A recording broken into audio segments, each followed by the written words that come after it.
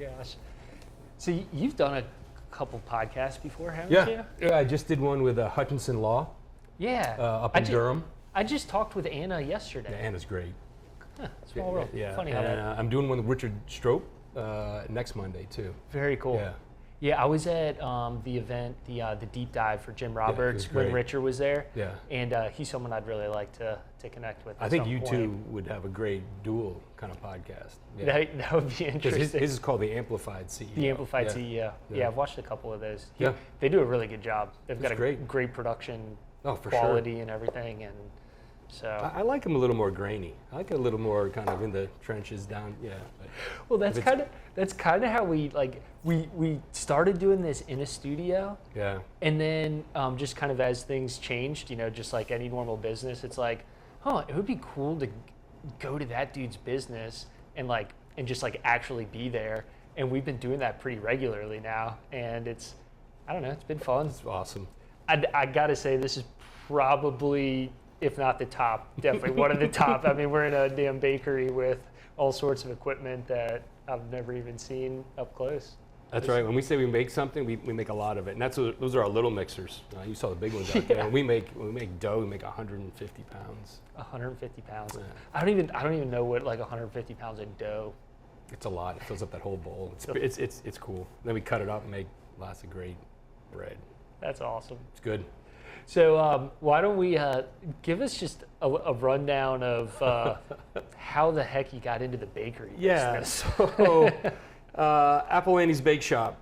We've been an icon, really a fabric of the community for about 40 years now. This is our 40th birthday.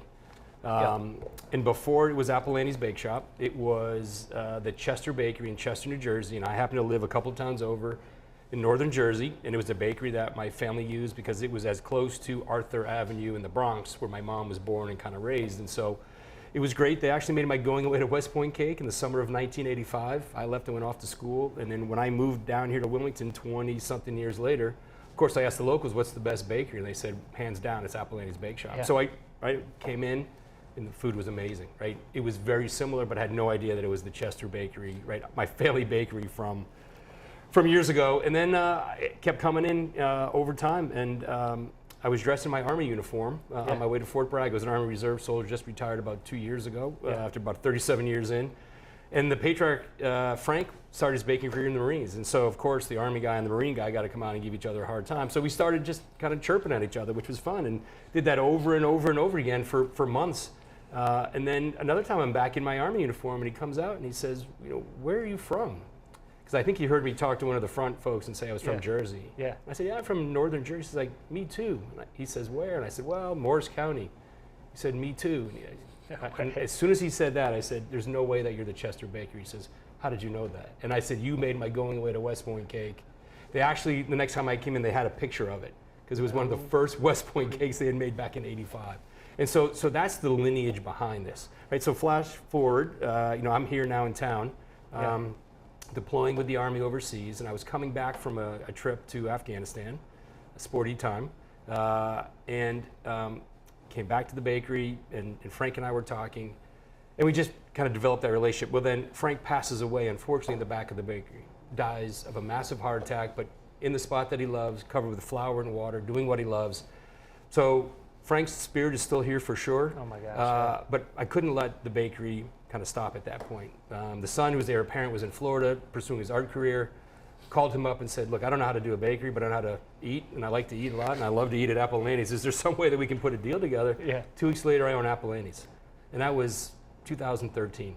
And so we have been off to the races ever since. We've grown, we've expanded. We will never get away from the products and the stuff that makes us, what we are. We do the little things, we do it right. We don't use artificial ingredients. Our stuff is handmade, freshest ingredients. That's what we kind of focus on, which is great, because the people that know what we do come here over and over and over again. It's amazing.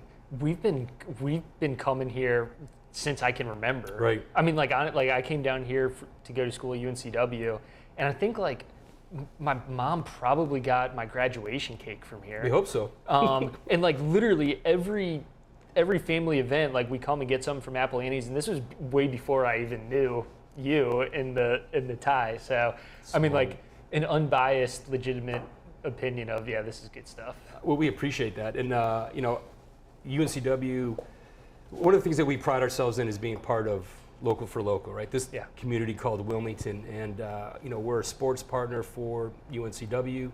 I sit on a couple of boards for them. They now bring our products into their C-stores for their students. We're at some of their sporting events. We're at some of their games. That's right, yeah. So we do cupcakes. We do cookies for folks, and it's fun. We also partner with kind of Wilmington Brewing Company across the street. Yep. They do our birthday beer, which is Pretty Pumpkin Ale. So we throw 150 pumpkin pies and spices and pumpkin mash into their mash tun. Yep. And I think it's one of their best collabs they do, and we love this partnership. We've been doing it for years. Yep. End of Days now is one of our partners too. So we use their vanilla in all of our recipes. We use their rum and our bourbon in our recipes. Yeah. And that's the kind of fun, kind of local for local, being a part of the fabric of this community that makes it really special. So we're not just making cookies and cakes and pies, although we make really good ones. It's really meant to be part of something bigger. Man, that's the key to my heart. Sweets, treats, good booze, craft booze, locally brewed, locally inspired. That's right. Man, that's so awesome. So when you got Apple Annie's in 2013, was that your first time owning a business and being an entrepreneur? Or No. No, I think entrepreneurship is part of your DNA. I think you start out pretty young. I mean, I was the kind of kid who had a paper route growing up. I'm the one who had a lawn mowing service, and I hired some folks to do that for me. And then when I went off to college, continue that entrepreneurial spirit. It's a little different when you go to West Point. It's in a bucket. Yeah. But there's still ways to kind of be innovative and creative, and I kept that going through. And when I left the active duty, the reason why I went to West Point is my dad started his company with my college fund. Senior year of high school in October, right? I'm thinking I'm going to go play baseball down here in the South, but schools don't finalize their recruiting until after the spring season. Yeah. And I said, well, what does that mean? Congratulations, Dad, good for you. What does that mean to me? Well, I don't have any money for your college anymore. Well, I'm not staying in Northern Jersey, so let's figure out what comes next. And my high school history teacher had been asking me to come watch the West Point video, which I did, and I said, hey, that's pretty cool, I didn't even know that everybody got a scholarship. He said, look, I'll call the baseball team, we'll get you a baseball scholarship. So I show up in July on what we call our day in a pair of cutoff shorts, a flowered shirt. Other kids are in starch white shirts, blue blazers, and khakis, and I'm like, nah, I'm sorry, I'm part of the sports teams. Yeah. They said, right, stand over there. So it was a rude awakening for me. Yeah. I was not your model cadet, always being a little creative on the side, but ended up doing okay and graduated. And then was able to use that kind of entrepreneurial spirit and innovation in the Army for about 37 years. So much so that they promoted him to general officer. Oh my gosh, So for the kid man. who was not a model cadet, probably never should have got into West Point, never should have got out of West Point, we did okay.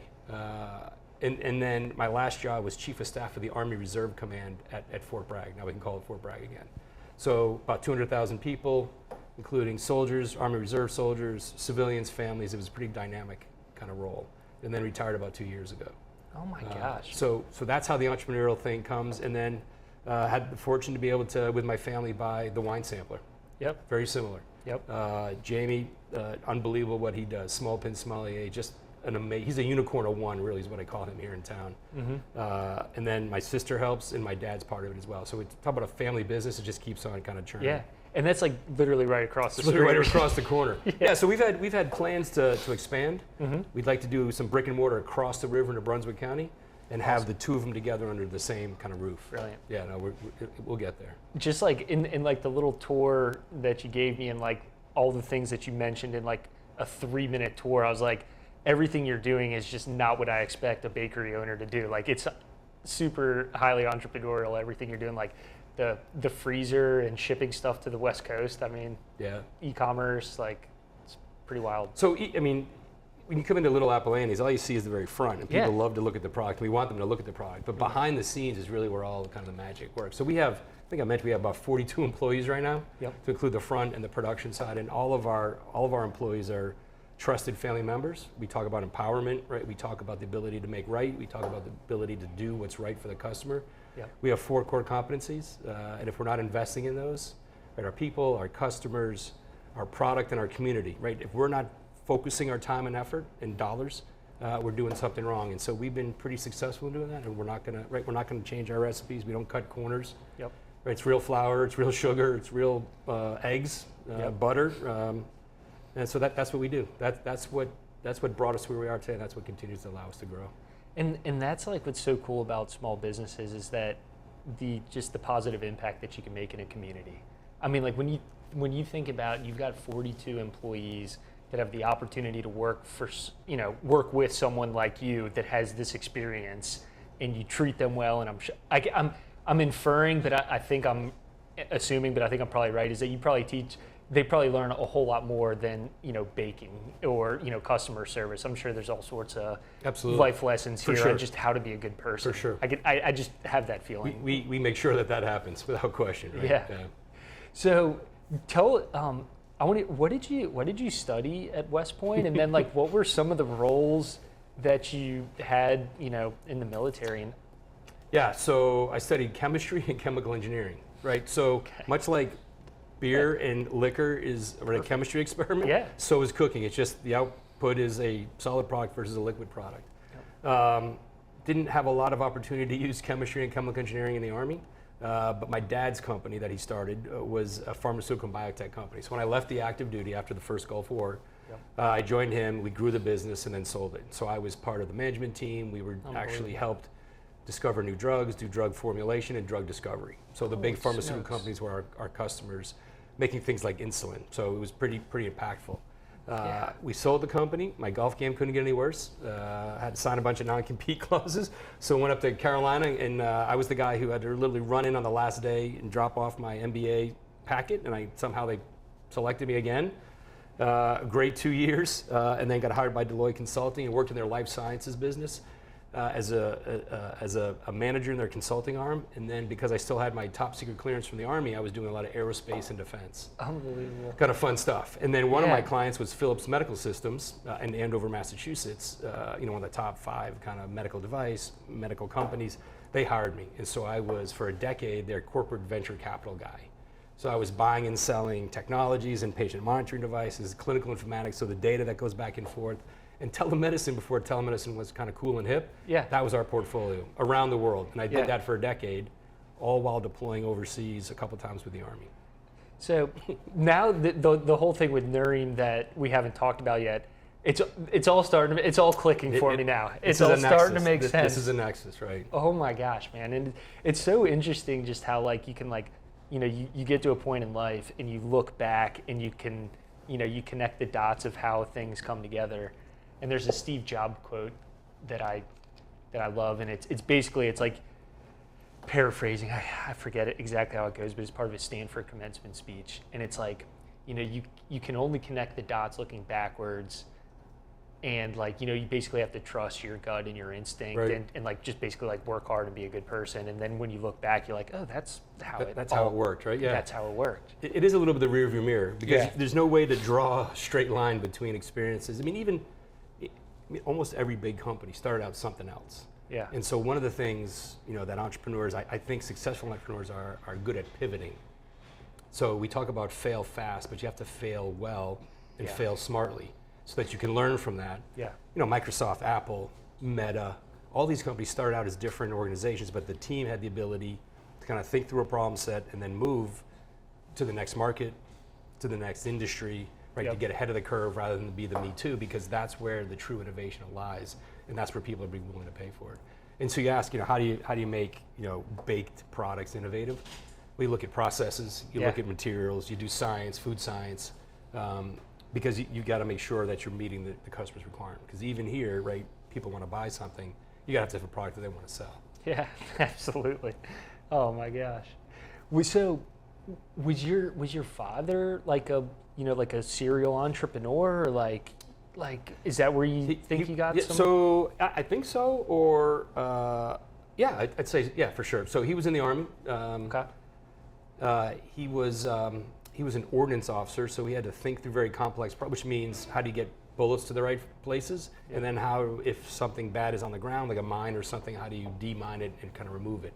So his thought processes were always kind of unique, and it wasn't just the shiny object that I see in front of me, but it's how do I get there and how do I kind of come back? And he always had that entrepreneurial spirit.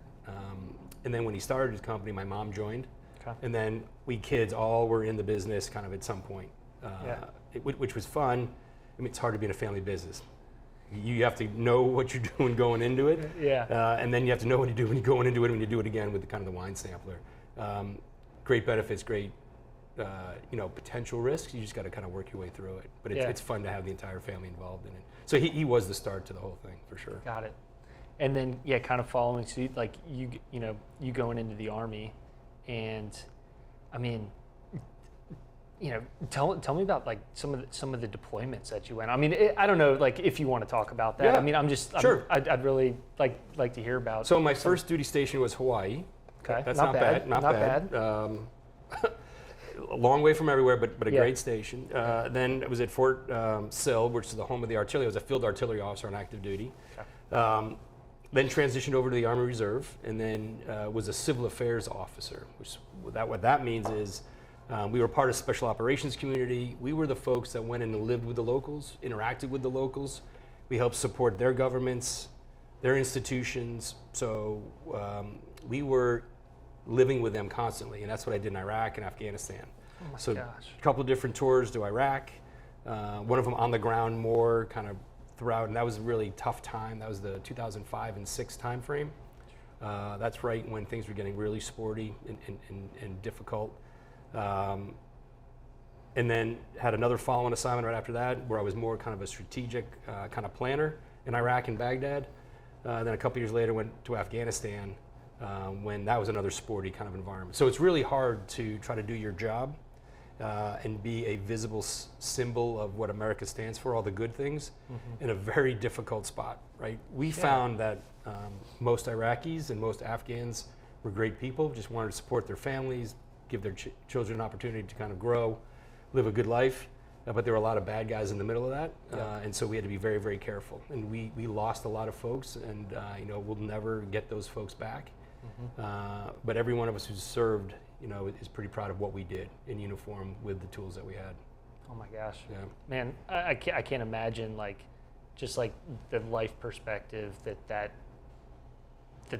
creates, like going in and being in that type of situation. So people laugh, right? It gets stressful. There's a deadline or something. I said, well, Rob, why aren't you getting excited? Well, nobody's shooting at me. And I think, haha, it's fun. Literally nobody is shooting at me right now. So we'll get it done. Let's think about it.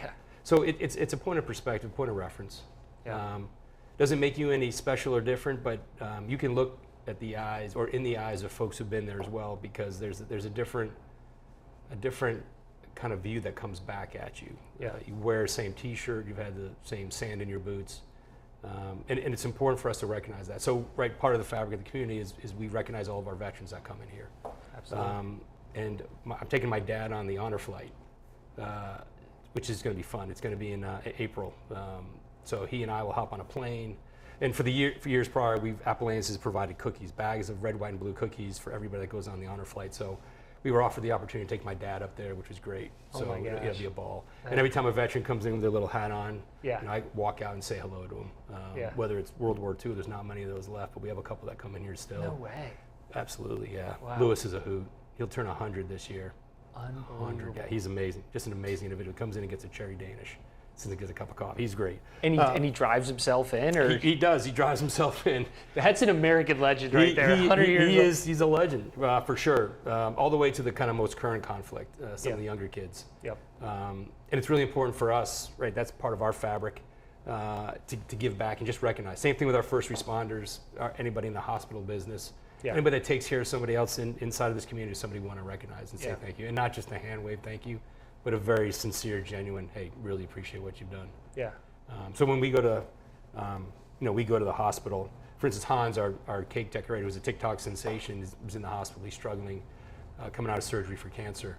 And so when we come in to see him, we bring boxes of cookies, and the nurses just appreciate that because it's just a little bit of say thank you to them. And we're all praying and hoping that Hans kind of works through this for sure. Yeah. And so you said Hans, he's been here for 30 years. He's been, a long time. Long time. Yeah. So we have folks that have been to all the culinary schools, which we have to have those. Yeah. We also have the School of Hard Knocks, and Hans is one of those School of Hard Knocks. Right. Started at the bottom, kind of sweeping the floors, and had an inkling for art. Right. He's always been an artist, and found that food coloring, water, cake, design, art was something he could do in the bakery now, he's all over TikTok. He's a sensation. He goes live on Saturday mornings. People love to watch him. I've got to tune in. You got to find it. It is amazing. I think he's close to 750,000. Oh my gosh. Yeah, in his total kind of social media environment. Yeah, it's great. And how old is Hans? I'd say early 50s. Okay. Yeah. Okay. That's amazing. He's great. Because when I think of like TikTok stars, I think of like, a 16-year-old or like 18-year-old kid or something. He's the antithesis, but but people love to watch him. He has a very distinctive kind of writing script that he puts on cakes, and we have people that say, I just drove in from 3 hours away. I came up from Charleston to see Hans write on a cake or something. Yeah, it's unbelievable. Yeah. It's great. So back to like, so from being in the military, active duty, to being an entrepreneur, I mean, I can imagine that pretty much what you're doing on a daily basis in the military is trying not to get shot and trying not to get killed, keep the guy next to you alive, complete your mission. And I don't know, when I think of like the Army or the military, like I think of, let's say what I used to think of before I've heard more and listened more is like, there's a process and everybody follows their order and everybody knows exactly what to do every day. And I don't think that's the reality. It's like, you gotta go figure shit out and do a lot of problem solving. Yeah, so it's get shit done, right? GSD. Yeah. So there's people that are always by the book, right? And so we start at the very beginning. They break you down to kind of build you up. So we all have a common training foundation, and then from there you kind of build it up. I would offer, some of the more successful leaders, right? We don't micromanage, right? We have non-commissioned officers, the sergeants, and we have our subordinates, and we give guidance and direction, and we make sure they follow in between the boundaries, and then we let them do it. If you need something, come back to me, but I'm not going to get in your business to tell you how to do that. Yeah. And we have to ask, some folks to do some pretty dangerous and kind of interesting things. Never once have I had a soldier of mine ever say, no, sir, I'm not doing it, because I'm the guy who's out there leading it from the front. Yeah. So if I'm doing it, right, and they call us the old man is the guy out front, then it makes it a little more comfortable for Private Cooley to step up and say, Roger, sir, I got you. Yeah. And that's the way I've always led. Yep. And we do the same thing in the bakery, right? So we talk about strategy, we talk about this is right, this is not right. Yep. We talk about your role in terms of the bigger picture, because Yep. every private's important and everybody in the bakery is important. And so when we all understand how our role is that important, it's easy to kind of understand how we move. The other thing is if Private Cooley, isn't able to go that day, or one of our bakers is down, right? The entire organization moves, it morphs to do what it has to do. It's one thing if you're Apple or Google with 15,000 employees, either online in a virtual world or in an office. For 40 people, one down is pretty important. Yeah, it's a big deal. And so that's what we train. We can't tell everybody every scenario. We train people how to think, and that's a big deal. That is. That's a big deal.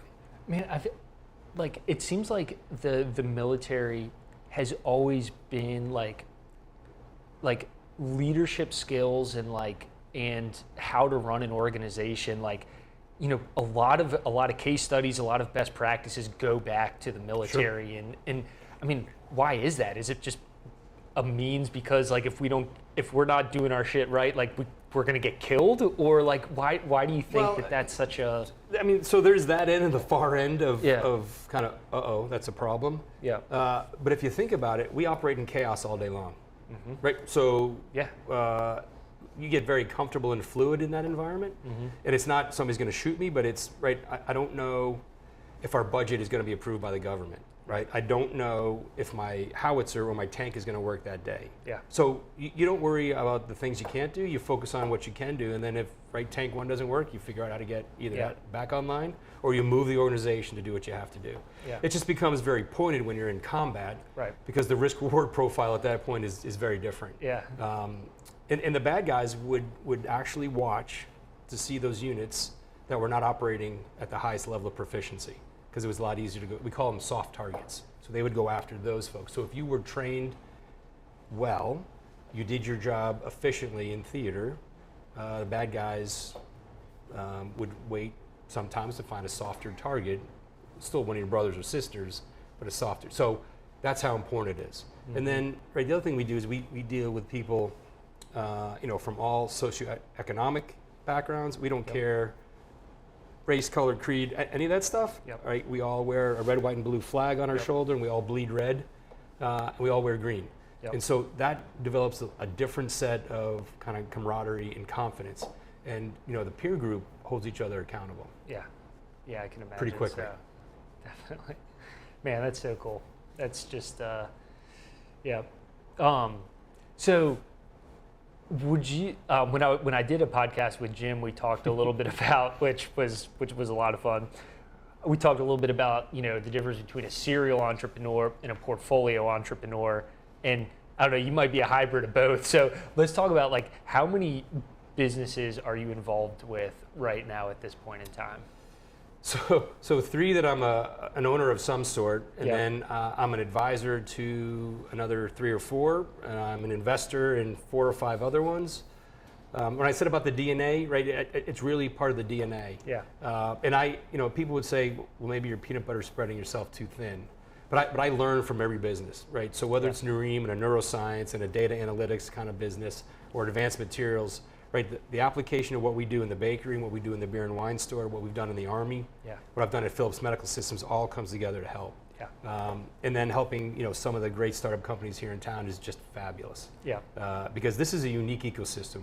Much to Jim's credit, he's built a very collaborative environment, and so Philips Medical Systems was in Andover, Mass, right above, right, all the big tech in Boston area. Yes. I will tell you, Boston is not as collaborative, right, straight out. Yeah. But here in town, right, people want to win for sure. They want to do very well, but they want to help everybody else, and it's a palpable feeling that not everywhere, right? Same thing in Silicon Valley. It's a very different model, very different energy level, very different set of investors and entrepreneurs as well. So that's a fun piece to do. And so while I'm working with other companies, I learn from them, and I learn everywhere I go. That's one of the things I like to do, is really be a lifelong learner. Yeah. Because you can apply it in different spots. You just don't know when it's going to come back. I mean, I have stacks and stacks of notebooks, and I'm constantly taking notes down. I said, boy, I didn't see that coming. Yeah. And I go back to it and I save them. So in the Army, they're green books. They're green hardbound books, and I must have 40 or 50 of them. That's cool. And I'll go back and I have dates on them and locations, and if I remember something, I'll just go back and look it up. It's pretty good. Do you like journal and like keep notes and stuff, or is like? I do. Yeah. Tell me more about that. Like, what's your process for doing that? So it's a little bit of kind of writing at the very beginning of the day. Here's a couple things I want to get done, right, to focus my attention, and then go throughout the day. Then at the end of the day, I'm writing down kind of where I was. Yeah. And then literally before my head hits the pillow, one more time, was I successful? Where did we go well? Where did we have some gaps? What were things we need to do? Yeah. How do I need to reprioritize? It's probably not the best thing to try to sleep, but it allows me to kind of flush the day. Yeah. But put it into something that I can kind of use as a format for the kind of next day, and then just keep on going and going. Exactly. Yeah. I mean, some of the like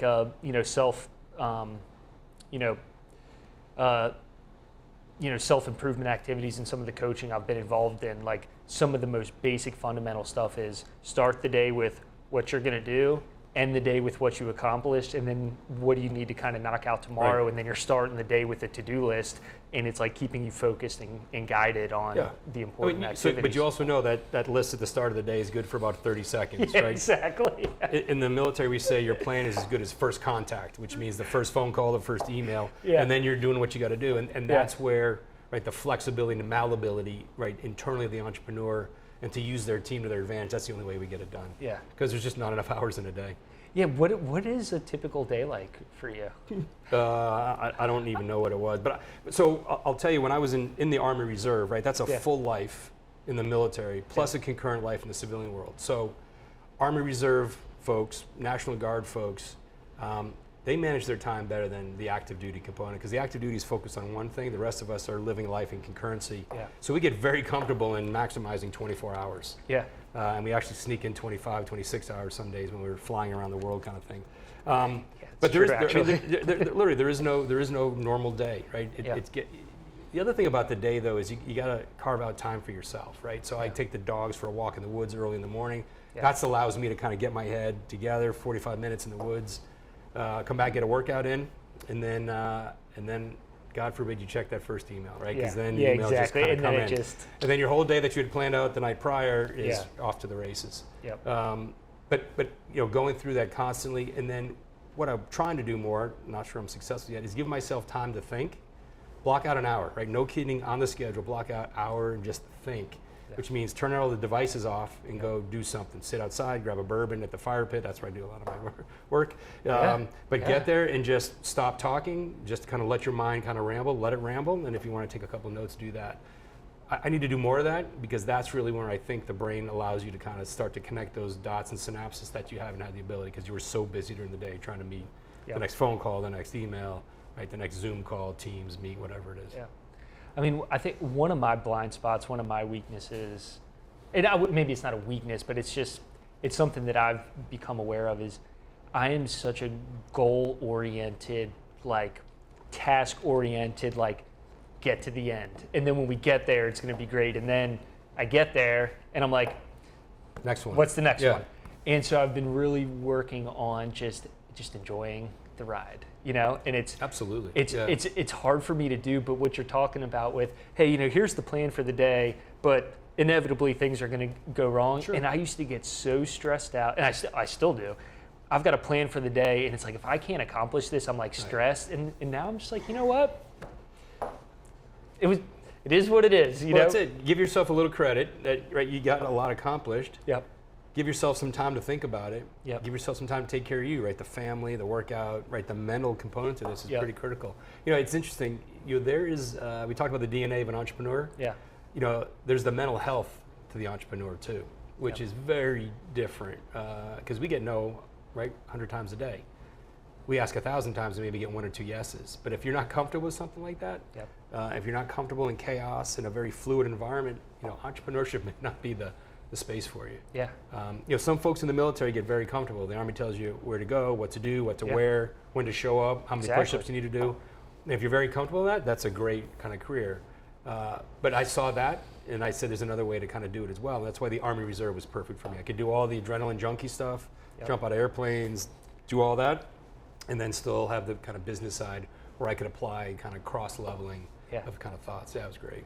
Well, in being part of groups and like literally like talking to people like you and doing this podcast, like actually kind of helps me with my mindset and my like personality, because I talk to other people who deal with a bunch of stuff all the time, and when I see it's like, hey man, what's going on? You're like, and we're both kind of like, I don't know, like honestly, but like, and it's true, and it actually like helps me be more okay with the fact that, hey, you know, like everybody is you know, going through their journey and struggling with, or you know, struggling in some way, or like trying to, you know, make it happen. And so, you know, the more I get involved with entrepreneurship groups, like peer groups and stuff like that, it's just like, you know, it's cathartic in a way. It's more than, I think it's more than cathartic. I think it's actually critical, right? Yeah. So you can go to all those coaching sessions. You can go to a lot of environments, and I think I said it at the SBTDC kind of thing. I said, look, when you have somebody sitting up here who somebody's interviewing because they've done something, take it as a data point, right? Because their journey is not your journey, and if you try to follow that journey, you will classically fail. Yep. But use it as an opportunity to kind of really think more broadly. I mean, even when you talk to, you listen to podcasts, or Joe Rogan, he's talking to, somebody who's knocked it out of the park, think about it in context, and think about it, some of the lessons learned, rather than saying, I'm going to do exactly that. Right. Because I find the best opportunity for us to kind of expand is with other entrepreneurs in similar, portions of their journey, whether it's pre-seed, early startup, where it's growth and acceleration, whether it's pre-exit, post-exit, There's certain skill sets and criteria, and when you talk to folks in the group, especially in a trusted environment like here, it goes a long, long way. Yeah. Are you involved in any, have you been involved in any type of peer groups or coaching stuff, or I mean informal, formal? Yeah, for sure. Was involved with one in Raleigh at First Flight Venture Center. Did that for years, which was great. And then they started one here. So Lydia over the CIE does one. So it's 12 of us. Not all 8 of us or 12 of us get together, but on a monthly basis we all come. Cool. And it's just meant to be an open forum, I had lunch today with Morris. At Predicate, And we were meeting with another doctor because this doctor said, hey, look, maybe there's some ideas to combine Nuream and Predicate. Of course, we went and had lunch, and just the hour and a half that Morris and I were there, we could see each other kind of, the mind is taking notes because there's just so much opportunity. Yeah. So let's talk a little bit about Nuream, because I mean, it's just extremely interesting, and I mean, it sounds like it's based on some of your life experience. You're finding a solution to help people that, struggle. Right? So 37 years in the Army, I can't sleep. I have no problem falling asleep. I literally, before my head hits the pillow, I'm asleep. Right. And probably snoring, which is what the wife says. Yeah. But I can't stay asleep, right? So PTSD, diagnosed with that, multiple concussive injuries, TBI, traumatic brain injury from getting bounced around, and concussive injuries from getting hit with IEDs kind of thing. Holy shit. Jumping out of airplanes, getting blown up, shot at, all that kind of stuff. So the brain, right, doesn't allow you to sleep. And so, right, half of all Americans can't sleep well, and 2/3 of all our war fighters and our first responders, right, police and fire, the same thing. It's not because of only the trauma they saw, but it's because of just their lifestyle, right? We're often up at night. We're often designed to go operate at night when everybody else should be sleeping. And so the brain gets used to this kind of uncertainty. And then when you really want to sleep and you need sleep because it's so important to every system in your body, you can't get there. Yep. So, right, Rob can't sleep. So let's think about how Rob can sleep, and then looking at a nexus of an engineering, design, Philips Medical Systems, math and science and sensor technology and advanced materials have come a long way. I'm literally sitting back at that fire pit again with a bourbon, saying, what can we do to kind of do this? And I said, well, look, let's think about the way that we sleep. And my co-founders, Nathan and Lauren, had brought some science to us that was based roughly on NASA, because NASA wants to make sure the astronauts are right, well rested. Yeah.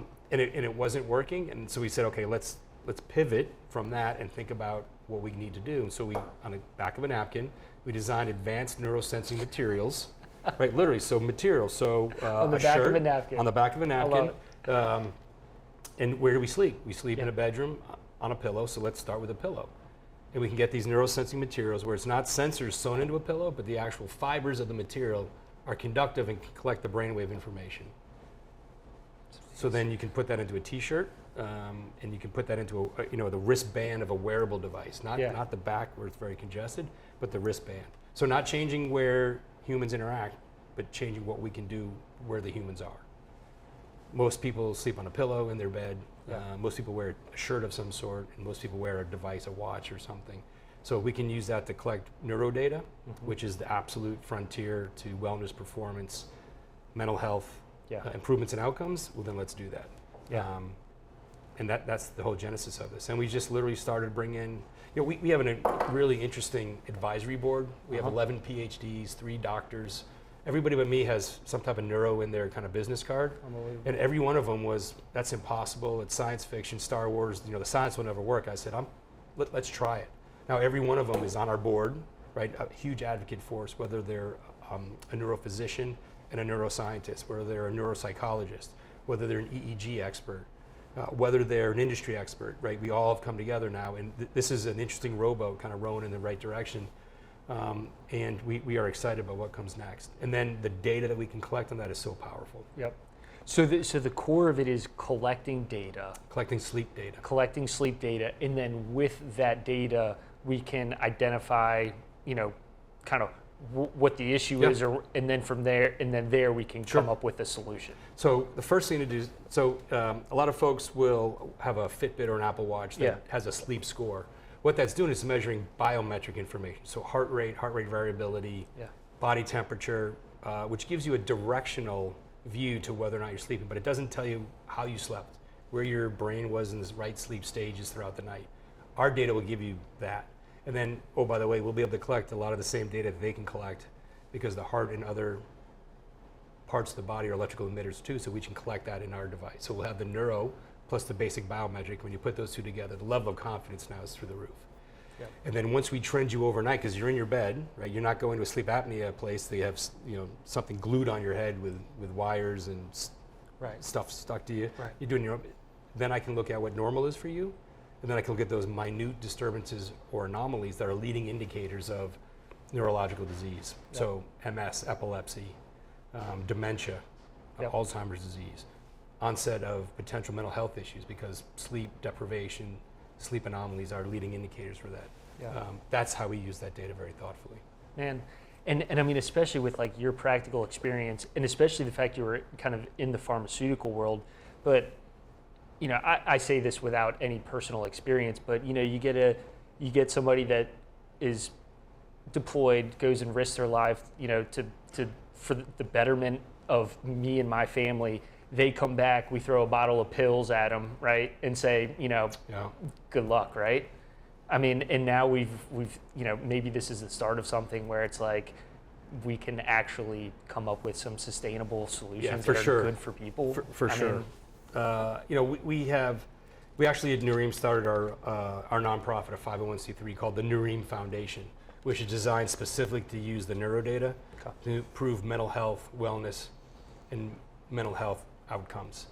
Because that brain is that leading indicator, and mental health is such a problem in today's society. Not only in the military, I mean, the average is 22 a day. It's an epidemic. It's truly an epidemic. Truly. And it's more like 40 or 50 to include the active duty military and our veterans.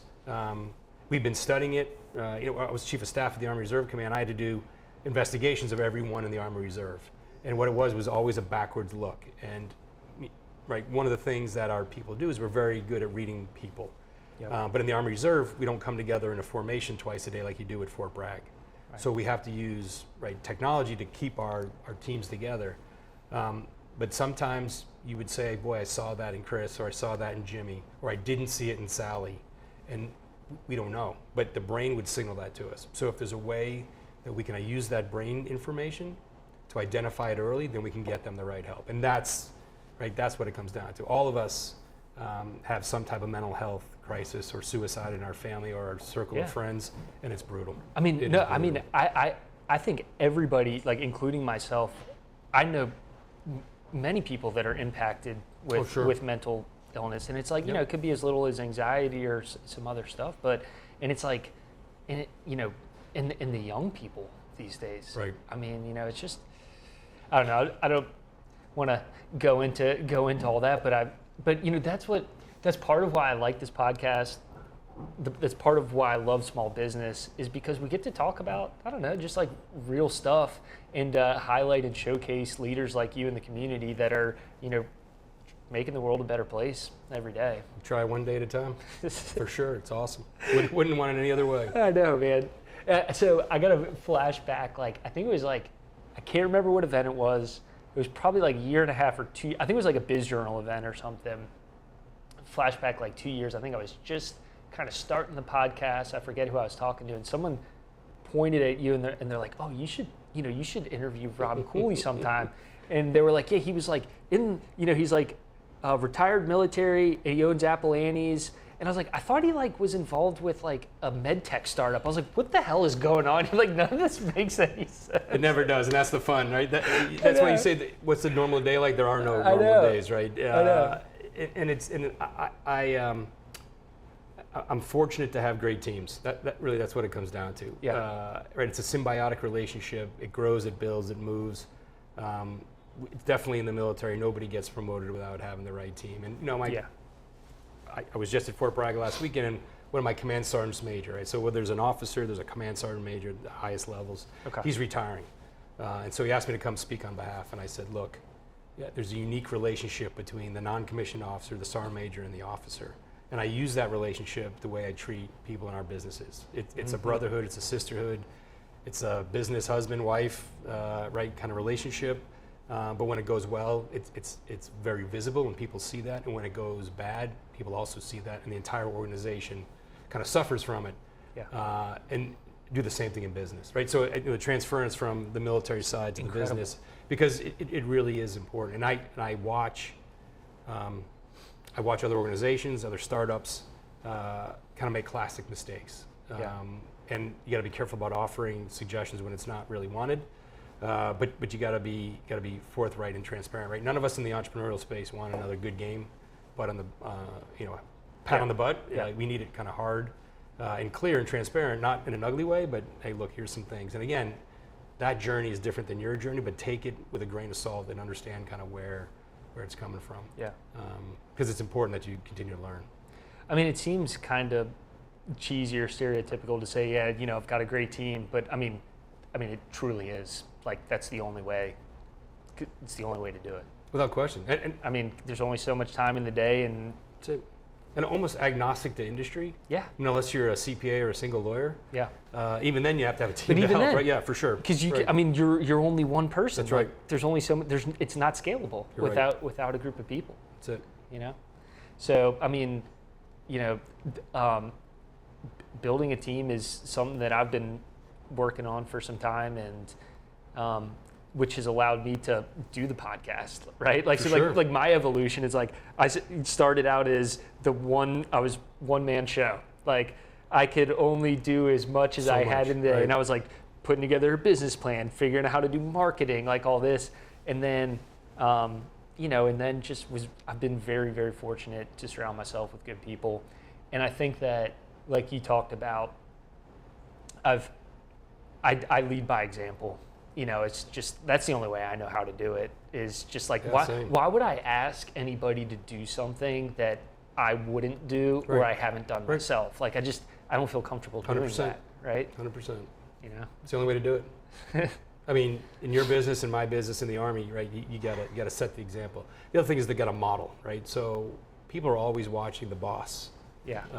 And really when nobody's watching you is when they're actually really watching you, and they want to see how you respond to different problems, stimuli, issues, because that's what they want, right? Yep. They want to have some confidence that you're going to make a good decision. Yep. And if you have great confidence in your leaders and your peers and your team, then you're off to the races. The best compliment that I can ever get is from a client, someone in the community that was like, you know, Eric has just been an absolute pleasure to work for. Elise is doing an amazing, you know, whoever it is, like that is literally the best compliment ever. For sure. Because it's just like, yes, you know. That's right, yeah. And it's not you, right? It's somebody on the team. Exactly.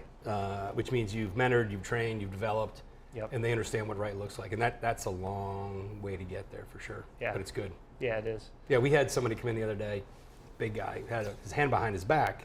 People get a little nervous. Pulls out his baby, and he says, "See this? This is third generation Apollonis. Don't screw this up," right? And so the whole team is laughing.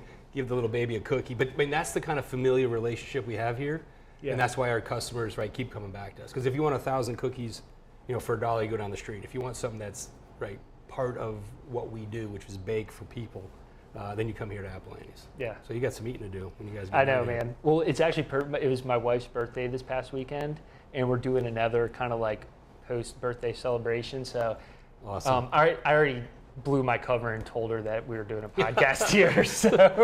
So I can't say that, hey, she already knows that I'm here. But That's awesome. yeah. Man, well, thank you so much for agreeing to do this. Without question, I'm sorry it took us so long to get here. No. A little bit of a crazy schedule between the two of us. Well, you know, that's how it goes in like, you know, the organic way that this has come together is kind of the way I've always tried to approach this. Like, I think we saw each other at the Boy Scouts golf outing. And I think that's the first time I was like, hey, would you be open to like Heck yeah. doing a podcast? And I mean, I've always been like so nervous to ask people, you know, because I'm like, and I'm starting to get my confidence up. But like, you know, you were someone specifically when you were like, yeah, I would love to. I was like, whoa, really? Like, that's cool. Awesome. So I mean, that's it. You got to continue to pay it forward, right? You got exactly. to be a part of the fabric, be a part of the solution, and be out there. Right? You got to be a little vulnerable. You got to be willing to kind of, you know, step up, and people see that and they come after you, right? They come back to you for questions. Yeah. And when somebody asks you, hey, do you have a couple minutes? I'd like to talk to you about X. That goes a long way. It really does. Yeah. I have been so pleasantly surprised and amazed that if you ask, like, how many people are really willing to go out of their way to help you. Yep. You know, if you're doing it for the right reasons, right? You got a good vision. You're doing good. People, and I've made it, a part of my thing where if anybody, I'll do the same. Pay it forward because there's so many people that have helped me. Oh yeah. And that's also part of the reason we do this podcast is to try to, continue stuff it. out So my there. wife laughs anytime, right, we're out to eat, somebody walks in with a little, veteran hat on. Yeah. I'm immediately going to go over and say, hey, right, I'll say thank you. And then it turns into a 30-minute conversation. She's used to it now. And the same thing here when people come in. We've had a lot of young folks come through the bakery. And when they come back after going to college and saying, hey, look, do you remember me? Absolutely, I remember you. this was my best first job, right? You taught me how to do things the right way. You taught me how to interact with this thing called people. You had to talk to me. You told me how to be part of this thing called a team. Yeah. Right? These are life lessons. That's life and lessons, that's, I mean, that's great. Yeah. It's awesome. I think everybody should have to work in the restaurant or service industry at some point in their life. I agree. Because, man, the life skills that you learn, 100%. it's just, I mean, it's a great learning place. And so, it's interesting you say that. When I look to hire people on our team, I'll take them to dinner typically. Cool. And I watch the way that they interact with the staff. Yes. Yep. Right? If they act like a jerk to the staff, Yep. then they are not part of our team. Yep. Because if you can't act like a human being around folks that are there to help you, then you're certainly not going to be part of a bakery or a wine store or certainly a company like Nuream, because it's just not what we do. Right? Yep. We focus on our people. Yep. And that's more important than any degree that you have, or certainly any poor attitude you have. We just no tolerance for that, none Yep. whatsoever. Well, I was saving this to the end. I wanted to jump in and say it when we were talking about it, but thank you for your service. Absolutely. Seriously, man. I mean, it's easy to just say that, but when you really think about the sacrifices and like that people go through to make our lives better back at home, really thank you. I appreciate that for sure. And thank you for the service for in our community and the small business and making people laugh. Great to be part of Wilmington, without question. Making people happy with treats and good beverages, and I'm really happy that I get to know you, and Same here. look forward to getting to know you more. Without over question. time. This was awesome. Awesome, bro. Let's do it again soon. Yeah, man. Thank Thanks. you. I really appreciate it. It was great.